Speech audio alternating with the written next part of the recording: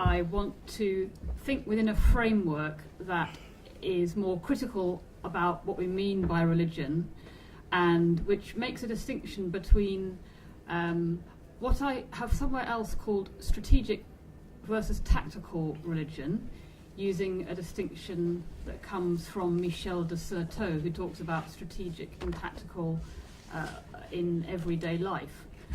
The strategic being forms of practice which operated by people from a position of power who are able to make the spaces, create the spaces from which to act strategically with forethought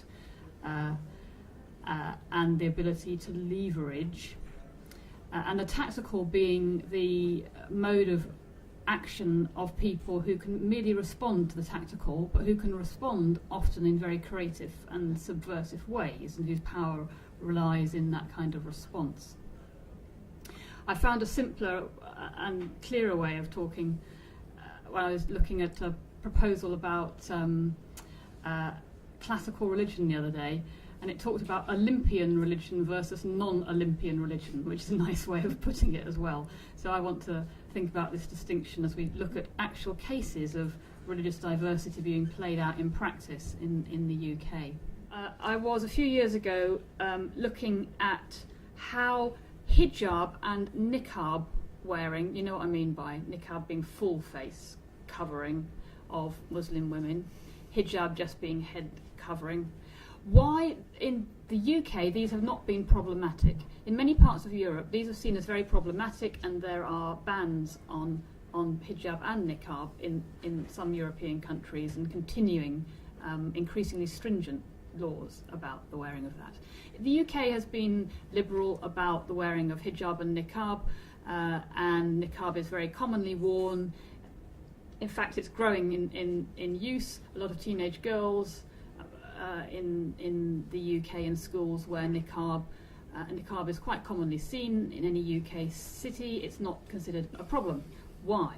Why has the UK not had a problem with face veiling or head veiling?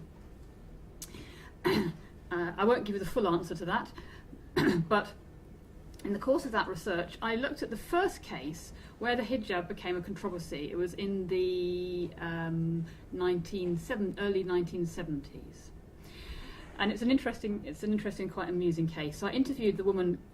There were two sisters concerned, the Alvi sisters. I interviewed Aisha Alvi, and this was Aisha's story. Aisha and her sister attended Altrincham in Manchester Grammar School. That's a state school, quite an elite state school, and they wore hijab. They were Muslim girls in Britain, they wore hijab. Their head teacher asked them to take off the hijab because it wasn't part of school uniform. The UK, like India, unusually in the world, has school uniforms. It wasn't part of the school uniform, and it's quite normal. If something's not part of the school uniform, any child would be asked not to wear it. So they were asked not to wear their hijab. The sisters went home, she said, and we thought, this is wrong. You know, we want to wear our hijab. They were teenage girls. This was their rebellion. We want to wear our hijab. Their father said, for God's sake, take it off. Do what the teacher tells you. And for goodness sake, girls, it's only don't be ridiculous. Just be good obedient girls. And they said, that made them even crosser. No, Dad, no, Father, we're rebelling against our father and the head teacher now. So they continued to wear the hijab. It became, I don't know how it got into the media, but it became a media story. And they had television cameras outside their house at one point, filming them going to school in their hijab. And it happened for some days. And the girls, they're very articulate, clever, middle-class English girls. They would talk to the media, the cameramen and the journalists when they went to school. Well, the journalists, having been, this is terrible, why should these Muslims wear the headscarf? After a few days, they changed their story. And they were, these are really nice girls, why can't they wear what they want to wear? This is a form of oppression, this is terrible. We're a free country, why can't these women wear? So the newspaper stories completely turned it round, and then people were saying, well, it's a free country, why can't girls wear what they want to wear? And Aisha said to me, if we hadn't been middle-class girls, this wouldn't have happened. We were nice middle-class girls. So we got a lot of support, and they were very articulate girls, and so she saw the class dimension to it very, very strongly. their father all the time was still saying, "For God's sake, girls, take it off," which always makes me laugh because the Muslim women are oppressed by their fathers and making them wear the hijab. He hated all this happening. Anyway, the head teacher in the end changed her mind and they wore the hijab, and really that was the end of it being a controversial issue in British schools. It ceased to be controversial, and about the same time the police also allowed it. Didn't really become an issue. Part of the reason it didn't become there are lots of reasons why it never became an issue. I'll just mention two. One is it's schools. Look at the spaces. The spaces are always really important. This is a school issue. In Britain, the law is such that it always tries to push things back to the local level. The law always tries to keep out and say, sort it out yourselves. So every time it tried to be pushed to a court, the court said, sort it out yourself. And that's always good, I think, for negotiating religious diversity. To have the people who are directly affected by the issue sorting it out tends to result in better solutions than having people outside the issue imposing a solution from above, often with an eye to national politics and publicity. So solving problems at local level seems to work.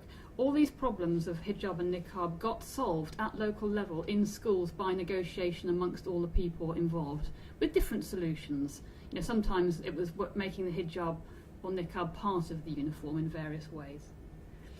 But it de-escalated the issue and the problem. Another interesting facet of this is that more controversial forms of religious dress in Britain, like Sikhs and daggers, for example, which are more problematic because of security issues, have been, in the Sikh case, that was resolved even earlier because Scottish men are allowed to carry daggers. The ski and do, you stick down your sock. My husband's Scottish. They wear daggers down their sock, and it's part of historic cultural dress. The point about this is that Britain isn't a mono nation. Britain isn't a nation at all. Britain is Scotland and Wales and England and Ireland, so it's a United Kingdom. That diversity and plurality makes it easier to assimilate plurality because there are already, Scotsmen saying, well, we want to be exempted from the law. So then it's very easy. It was very easy for Sikhs to say, well, we want to be exempted. If the Scots can, then we can. In hospitals, there was a problem for Muslims about post-mortems, carrying out post-mortems because of Muslim families wanting the body buried immediately and very, very quickly. And post-mortems often meaning a week or 2 or 3 before there's time for the surgeon or whoever it is they're called to carry out the post-mortem operation on the body. So the Muslim chaplains in the hospitals suggested, why don't we use the scanners, the body scanners in hospitals now? And everyone said, well, it's too expensive and they're being used all the time. And they said, well, they're not used at night. They're not being used at night time. So why can't the post-mortems be carried out at night in the scanners? Then it can be done the day after, immediately after the death. So yes, why not? So they did. And then it turned out that actually there's a much better way of performing post-mortems. So now post-mortems are carried out for most people in this way.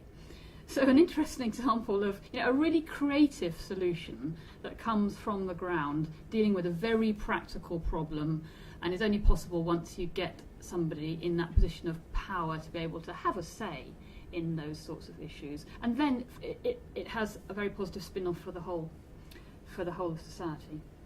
So I hope you can see from some of these examples how religious negotiations in practice raise questions of whose religion are we talking about?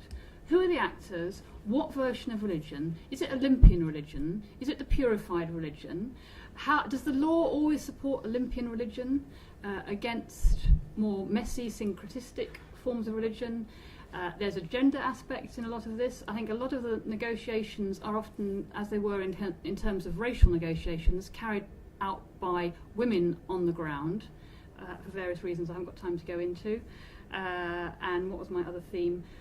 The spaces in which they take place are very interesting and important. In Britain, it's been schools and workplaces that are the main spaces of quite creative negotiation, but it's interesting to look at those spaces, which ones we're talking about. When they're carried out in the space of the legislative chamber, you often get very different approaches, understandings of religion and outcomes.